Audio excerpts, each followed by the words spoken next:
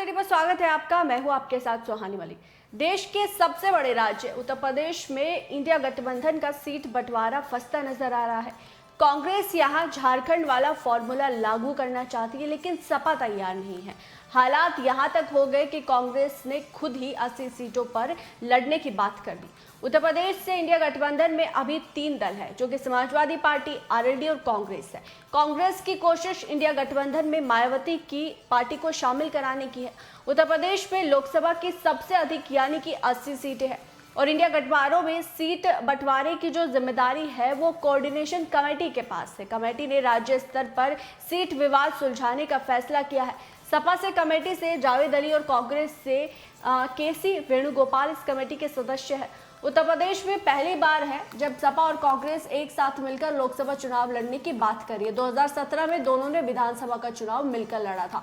2019 के चुनाव में कांग्रेस ने सीट बंटवारे को लेकर झारखंड में सहयोगी झारखंड मुक्ति मोर्चा के साथ समझौते किया और इस समझौता के तहत लोकसभा चुनाव में कांग्रेस तो विधानसभा चुनाव में जेएमएम से ज्यादा सीटों पर लड़ने का फैसला किया। 2019 के चुनाव में झारखंड के 14 में से 7 सीटों पर कांग्रेस ने उम्मीदवार उतारे और 7 सीटों पर जेएमएम लड़ी, जबकि बाबूलाल मरांडी की पार्टी जेवीएम के खाते में 2 सीटें गई। लालू यादव की पार्टी आरजेडी को भी समझौते के तहत 1 सीट पर उम्मीदवार उतारने का मौका मिला। हालांकि गठबंधन बीजेपी के मुकाबले बुरी तरह हारा। 14 में से कांग्रेस जेएमएम को सिर्फ एक सीट पर जीत मिली।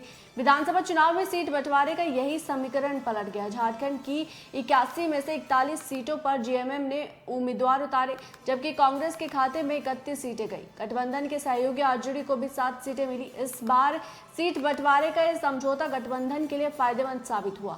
41 सीटों पर लड़ने वाली जेएमएम ने 29 सीटों पर जीत हासिल की। कांग्रेस को 18 और आरजेडी को 8 सीट पर जीत मिली।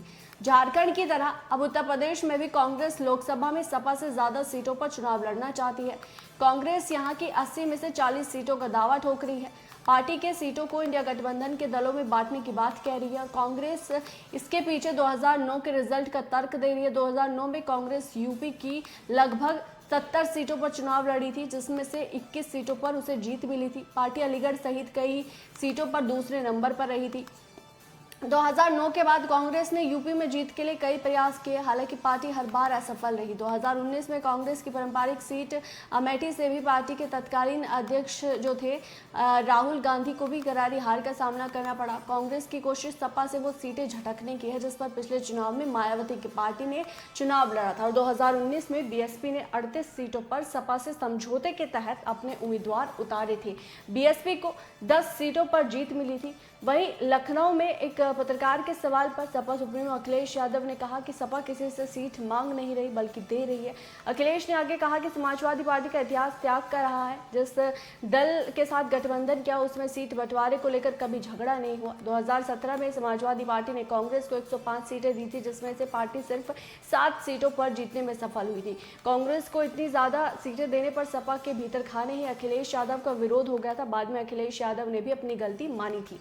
2019 में अखिलेश यादव ने मायावती की पार्टी के साथ गठबंधन किया और समझौते के तहत बीएसपी के लिए 38 सीटें छोड़ दी। सपा खुद 37 सीटों पर चुनाव लड़ी, जिसमें से 19 सीटें ऐसी थी जहां पर पार्टी को कभी जीत नहीं मिली, जिसमें से लखनऊ, वाराणसी, सीतापुर जैसी सीटें शामिल है।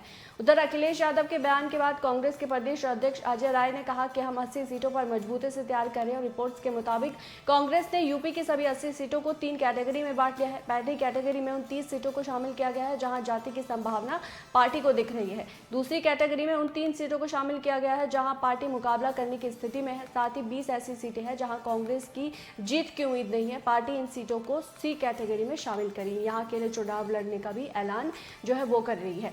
इंडिया गठबंधन के कोऑर्डिनेटर कमेटी की मीटिंग में सीट शेयरिंग को लेकर एक फॉर्मूला तय करने की बात की गई, लेकिन सभी दलों के सहमत नहीं होने की वजह से फाइनल फॉर्मूला नहीं बन पाया। गठबंधन में सीट शेयरिंग का जो फॉर्मूला था वो तय नहीं हो पाया। बहरहाल अब यूपी में कांग्रेस और सपा को लेकर खींचतान चल रही है और अगर अखिलेश यादव ने कांग्रेस को उनकी मन मुताबिक सीटें नहीं दी तो अकेले भी यहाँ चुनाव कांग्रेस की तरफ से लड़ा जाए। इसमें सबसे बड़ा सवाल बना हुआ है कि फिर रालोद मुखिया जयंत चौधरी क्या करेंगे, वो किस खेमे में जाएंगे, सपा खेमे में जाएंगे या फिर कांग्रेस। क्योंकि अगर हम सपा की बात करें तो 22 के चुनाव में भी आरएलडी ने सपा के साथ ही चुनाव लड़ा था और 9 सीट उनके पास फिलहाल में है। तो वहीं अगर कांग्रेस की बात करें तो अब देखने वाली बात होगी कि वो सपा के साथ जाएंगे या फिर कांग्रेस के साथ जाएंगे। बहरहाल इस रिपोर्ट पर आपकी क्या राय है, आपको क्या लगता है, वो ज़रूर कमेंट बॉक्स में बताएगा। मेरे साथ फिलहाल इतना ही, मुझे दीजिए इजाज़त, नमस्कार।